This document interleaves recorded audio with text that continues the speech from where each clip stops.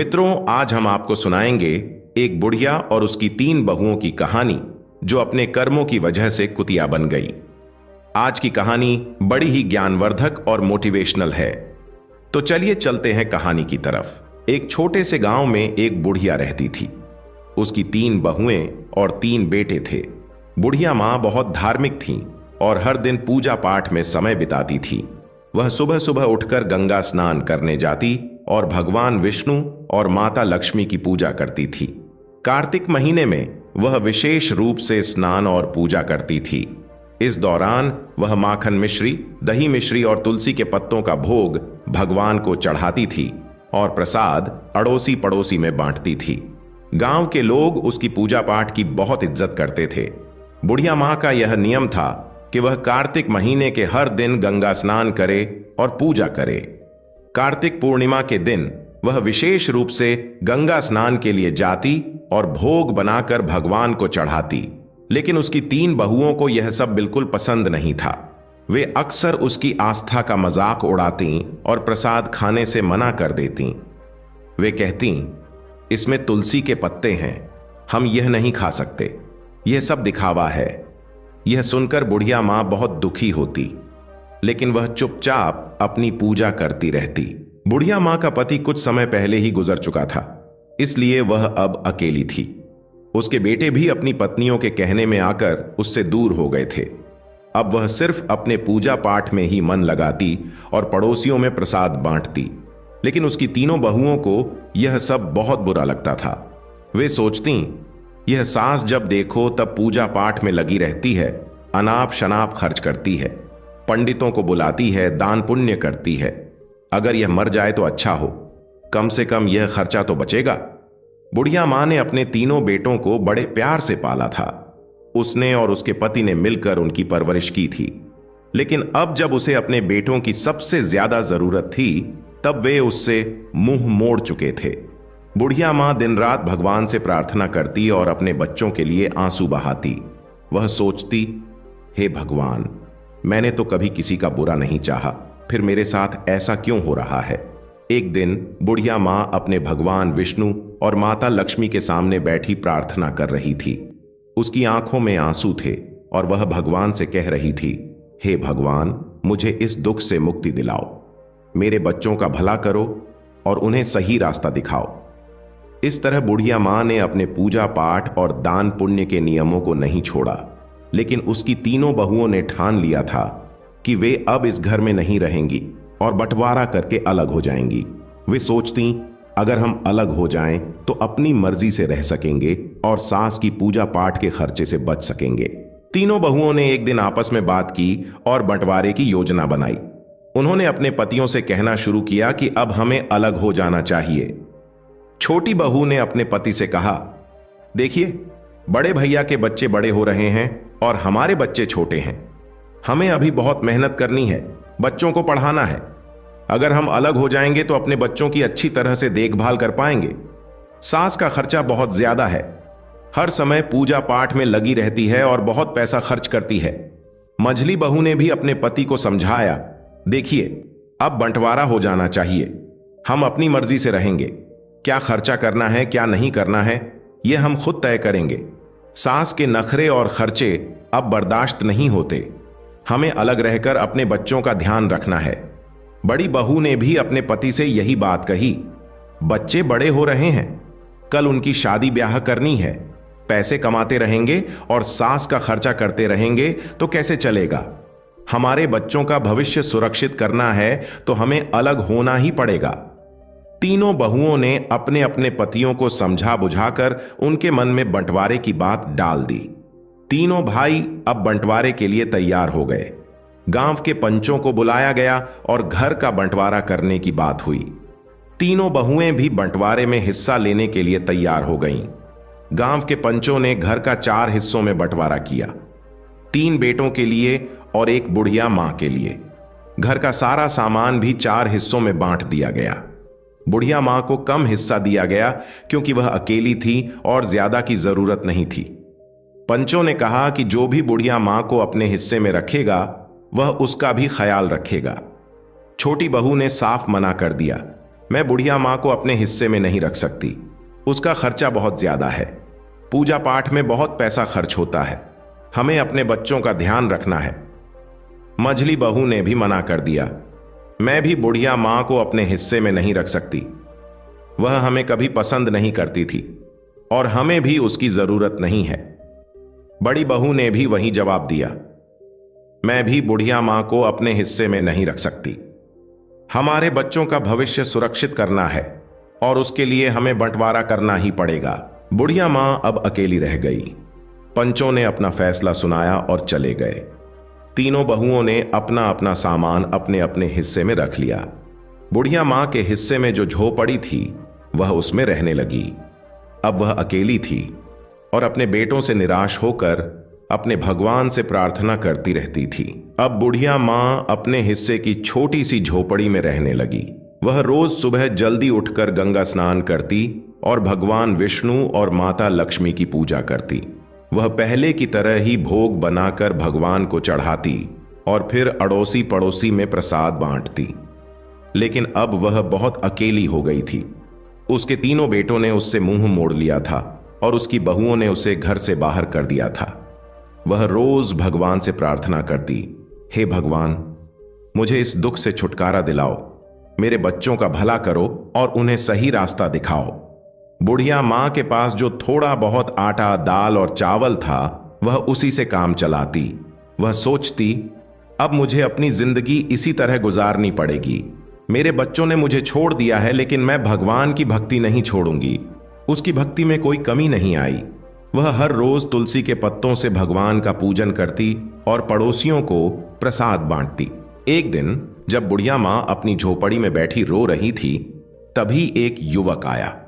उसने दरवाजा खटखटाया। बुढ़िया माँ ने दरवाजा खोला और देखा कि एक 17-18 साल का हृष्ट पुष्ट युवक खड़ा था। उसके चेहरे पर तेज झलक रहा था। उसने कहा, अम्मा, आप मुझे पहचानती नहीं, लेकिन मैं आपके मायके से आया हूं।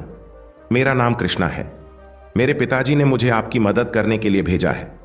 बुढ़िया माँ ने आश्चर्य से पूछा, कृष्णा, तुम मेरे मायके से हो? मैंने तो तुम्हें कभी देखा नहीं। कृष्णा ने मुस्कुराते हुए कहा, हां अम्मा, मैं आपके भाई का पोता हूं। हमें खबर मिली कि आपके बेटों ने आपको घर से निकाल दिया है, इसलिए मेरे पिताजी ने मुझे आपकी मदद करने के लिए भेजा है।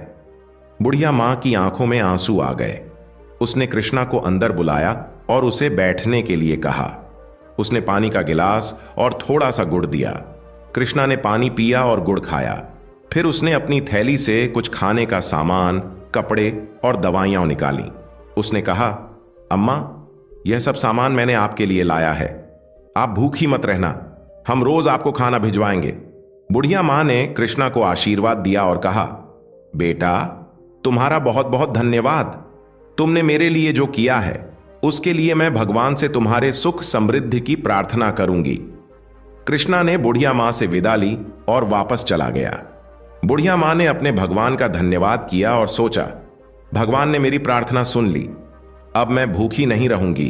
अब बुढ़िया माँ को रोज खाना मिल जाता था। वह पहले की तरह ही भोग बनाकर भगवान को चढ़ाती और पड़ोसियों को प्रसाद बांटती। लेकिन उसकी तीनों बहुओं को यह सब देखकर बहुत जलन होती थी। वे सोचती, ये बुढ़िया आखिर कहां से इतना खाना ला रही है? इसके पास कोई कमाने वाला भी नहीं है, फिर यह इतना तंदुरुस्त कैसे हो रही है? तीनों बहुएं बुढ़िया माँ की सेहत देखकर बहुत जलती थीं। वे सोचती कि बुढ़िया को हमने इसलिए अलग किया था ताकि वह जल्द ही भूखी प्यासी मर जाए, लेकिन यह तो और तंदुरुस्त होती जा रही है। एक दिन बहुओं ने फैसला किया कि वे बुढ़िया की झोपड़ी में जाकर पता लगाएंगी कि वहां क्या हो रहा है। अगले दिन जब बुढ़िया माँ गंगा स्नान के लिए गई हुई थी, तीनों बहुएं उसकी झोपड़ी में घुस गईं। वहां उन्होंने देखा कि झोपड़ी में दाल, चावल, आटा, मसाले, सूखे मेवे और कई तरह का अच्छा खाना रखा हुआ है। बहुएं हैरान रह गईं। वे आपस में बातें करने लगीं। ये बुढ़िया इतनी चालाक निकली। हमें लगता था कि यह भूखी प्यासी मर रही है, लेकिन यहां तो हर चीज का भंडार है। बड़ी बहू ने कहा, इसने जरूर हमारे घर से चोरी करके यह सब जमा किया है। हम काम में लगी रहती थीं और यह चोरी चोरी अपना घर भरती रही। अब इसे सबक सिखाना होगा। मझली बहू ने कहा, हाँ, हमें इसे मजा चखाना चाहिए। देखते हैं कि इसने यहां क्या क्या जमा किया है। छोटी बहू ने भी सहमति जताई। सही कहा, हमें इसके खिलाफ कुछ करना होगा। तीनों बहुएं झोली भर भर कर सामान अपने घर ले जाने लगीं। जैसे ही उन्होंने खाने का सामान उठाया, उन्होंने देखा कि उसमें तुलसी के पत्ते हैं। गुस्से में आकर उन्होंने तुलसी के पत्ते नाली में फेंक दिए। यह देखकर वे और भी क्रोधित हो गईं और सामान उठाकर बाहर जाने लगीं। तभी एक अजीब घटना घटी। तीनों बहुओं ने देखा कि उनके हाथ पैर धीरे धीरे कुत्ते के पंजों में बदलने लगे। वे डर गईं और चिल्लाने लगीं, लेकिन कोई उनकी मदद नहीं कर पाया। कुछ ही पलों में तीनों बहुएं कुतिया बन गईं। गांव में हड़कंप मच गया। बच्चों और पतियों ने जब यह देखा तो वे हैरान रह गए। बच्चे चिल्लाने लगे, मम्मी कुतिया बन गई है। पापा देखो, मम्मी को क्या हो गया? तीनों बहुओं के पति समझ नहीं पा रहे थे कि यह कैसे हुआ। उन्होंने कोशिश की कि कुतियाओं को घर से बाहर भगाएं, लेकिन वे घर छोड़ने को तैयार नहीं थीं। वे अपनी भाषा में कुछ समझाने की कोशिश कर रही थीं, लेकिन कोई उनकी बात नहीं समझ पा रहा था। बच्चे रो रहे थे और पतियों को भी रोना आ रहा था। उन्होंने अपने बच्चों को संभालते हुए कहा, चलो, अब कुछ नहीं किया जा सकता। हमें मां का इंतजार करना होगा। शायद वही कुछ हल बता सकें। गांव के लोग भी इकट्ठा हो गए और सोचने लगे कि यह अनहोनी कैसे हुई। सबने बुढ़िया मां की वापसी का इंतजार करने का फैसला किया। बुढ़िया मां को अब अपने रोज के जीवन में थोड़ी राहत मिल रही थी। कृष्णा रोज खाना लाकर रख जाता था और बुढ़िया मां भगवान का भोग लगाकर पहले की तरह प्रसाद बांटती थी। लेकिन उसे इस बात का कोई अंदाजा नहीं था कि उसके घर में क्या हो रहा है। उसे यही लगता था कि सब कुछ पहले जैसा ही चल रहा है। इधर तीनों बहुएं कुतिया बनकर घर के आंगन में बैठी थीं। उनके पतियों और बच्चों को घर का सारा काम करना पड़ रहा था। वे बहुत परेशान थे और अपनी मां की वापसी का इंतजार कर रहे थे। गांव के लोग भी इस अजीब घटना से हैरान थे। हर कोई यही कहता था कि यह सब बुढ़िया मां की भक्ति और उसकी तपस्या का फल है।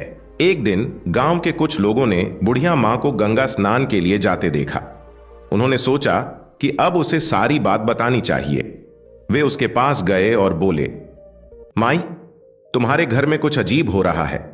तुम्हारी तीनों बहुएं कुतिया बन गई हैं। बुढ़िया मां को यह सुनकर बहुत आश्चर्य हुआ। उसने सोचा कि यह कैसे संभव हो सकता है। उसने तुरंत गंगा स्नान किया और घर की ओर लौट पड़ी। उसके दिल में बहुत सारी आशंकाएं थीं। उसने भगवान से प्रार्थना की, हे भगवान, मेरे घर की रक्षा करना और मेरे बच्चों को सही रास्ता दिखाना। जब बुढ़िया मां घर पहुंची तो उसने देखा कि गांव के लोग उसके घर के सामने इकट्ठा थे। उसने पूछा, क्या हुआ? यहां इतनी भीड़ क्यों लगी है? गांव वालों ने उसे सारी घटना बताई। बुढ़िया मां ने अपने बेटों को बुलाया और पूछा, यह सब कैसे हुआ? तुम लोगों ने क्या किया? बेटों ने रोते हुए अपनी मां को सारी कहानी सुनाई। उन्होंने कहा, मां, हमसे बहुत बड़ी गलती हो गई। हमारी पत्नियों ने तुम्हारे सामान को नाली में फेंक दिया था और उसी समय वे कुतिया बन गईं। अब हमें नहीं पता कि उन्हें कैसे ठीक करें। बुढ़िया मां ने अपने बेटों को दिलासा दिया और कहा, भगवान सब ठीक करेंगे, तुम लोग घबराओ मत। बुढ़िया मां ने अपने भगवान से प्रार्थना की और उनसे समाधान मांगा।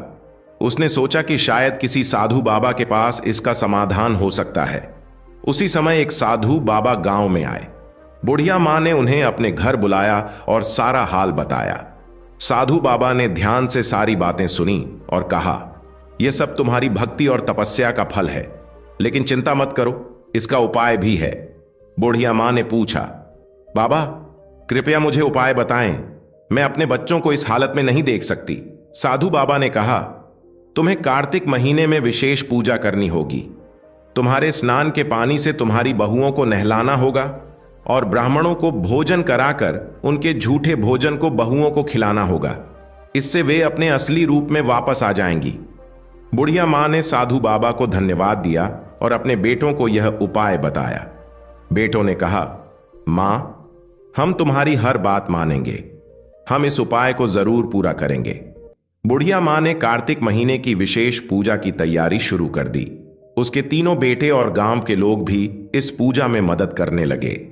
बेटों ने मिलकर पूजा का सारा सामान इकट्ठा किया और भगवान के लिए भोग बनाने की व्यवस्था की। हर सुबह बुढ़िया मां गंगा स्नान के लिए जाती और स्नान के पानी को एकत्रित करती। उसके बाद वह भगवान विष्णु और माता लक्ष्मी की पूजा करती और फिर अपने पड़ोसियों को प्रसाद बांटती। इस बीच तीनों बहुएं अभी भी कुतिया के रूप में घर के आंगन में बैठी रहती। उनके पतियों और बच्चों को घर का सारा काम करना पड़ता था। बच्चों को अपनी माताओं की बहुत याद आती थी और वे अक्सर रोते हुए अपनी दादी से कहते, दादी, मां कब ठीक होंगी? हमें हमारी मां वापस चाहिए। बुढ़िया मां बच्चों को दिलासा देती और कहती, बेटा, भगवान सब ठीक करेंगे, तुम लोग धैर्य रखो और प्रार्थना करो। बच्चों को शांत करने के लिए वह उनसे कहानियां सुनाती और उनके साथ समय बिताती। बुढ़िया मां ने पूजा के लिए 5 ब्राह्मणों को बुलवाया। बेटों ने भी अपनी ओर से 5-5 ब्राह्मणों को बुलाया। इस प्रकार कुल 21 ब्राह्मणों को बुलाया गया। ब्राह्मणों के लिए विशेष भोग तैयार किया गया। कार्तिक पूर्णिमा का दिन आया और बुढ़िया मां ने अपने बेटों की मदद से ब्राह्मण भोज की तैयारी की। सुबह सुबह सभी ब्राह्मणों को आमंत्रित किया गया और उन्हें विशेष पकवान बनाकर खिलाया गया। ब्राह्मण भोज के बाद बुढ़िया मां ने सबके पैर छुए और भगवान से प्रार्थना की, हे भगवान, मेरी बहुओं को उनके पूर्व रूप में वापस लाओ। मेरे कार्तिक स्नान और पूजा का फल उन्हें मिले। ब्राह्मणों ने तृप्त होकर भोजन किया और बुढ़िया मां को आशीर्वाद दिया। उन्होंने कहा, माई, तुम्हारी पूजा और तपस्या सफल होगी। भगवान तुम्हारी प्रार्थना अवश्य सुनेंगे। ब्राह्मण भोज के बाद बुढ़िया मां ने तीनों बहुओं को बुलाया।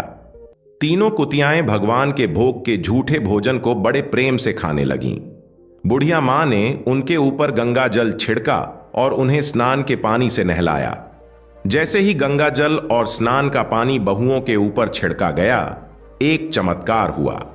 धीरे धीरे तीनों बहुएं अपने असली रूप में वापस आने लगीं। उनके चेहरे पर पश्चाताप के आंसू थे और वे अपनी सास के पैरों में गिरकर रोने लगीं। तीनों बहुएं कहने लगीं, मां, हमें माफ कर दो। हमने तुम्हारे साथ बहुत बुरा किया। हमें हमारे कर्मों की सजा मिल गई।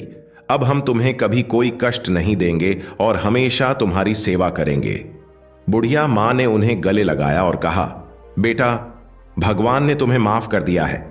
अब तुम लोग सच्चे दिल से भगवान की भक्ति करो और अपने कर्मों को सुधारो। तीनों बहुओं ने अपनी सास से वादा किया कि वे अब हर साल कार्तिक स्नान और पूजा करेंगी और कभी भी बुढ़िया मां का अपमान नहीं करेंगी। इस तरह पूरे परिवार ने मिलकर भगवान की पूजा की और प्रसाद बांटा। तीनों बहुओं के अपने असली रूप में वापस आने के बाद घर में एक नई ऊर्जा और शांति का माहौल बन गया। बुढ़िया मां की भक्ति और तपस्या ने पूरे परिवार को एक नया जीवन दिया था। अब सभी मिलकर भगवान की पूजा करते और कार्तिक स्नान की महिमा को समझते थे। बुढ़िया मां ने अपने बेटों और बहुओं को सिखाया कि भक्ति और सेवा का महत्व क्या होता है। उसने कहा, देखो बेटा, भगवान की पूजा और सेवा से हमें सच्चा सुख और शांति मिलती है। हमें हमेशा सच्चे दिल से भक्ति करनी चाहिए और दूसरों की मदद करनी चाहिए। बड़ी बहू ने कहा, मां, हम अब समझ गए हैं कि भगवान की पूजा का क्या महत्व है। हम हर साल कार्तिक स्नान करेंगे और भक्ति से जीवन जिएंगे। मंझली बहू ने भी अपनी मां से कहा, मां, हमें माफ कर दो। हमने तुम्हारे साथ बहुत गलत किया।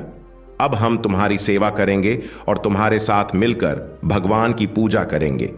छोटी बहू ने भी अपनी मां से वादा किया, मां, अब हम सब मिलकर रहेंगे और कोई भी तुम्हें कभी तकलीफ नहीं देगा। हम हर साल कार्तिक स्नान और पूजा करेंगे। बुढ़िया मां बहुत खुश हुई और अपने बच्चों को आशीर्वाद दिया। अब घर में सब मिलजुल कर रहने लगे। अगले साल कार्तिक पूर्णिमा के दिन पूरे परिवार ने मिलकर विशेष पूजा का आयोजन किया।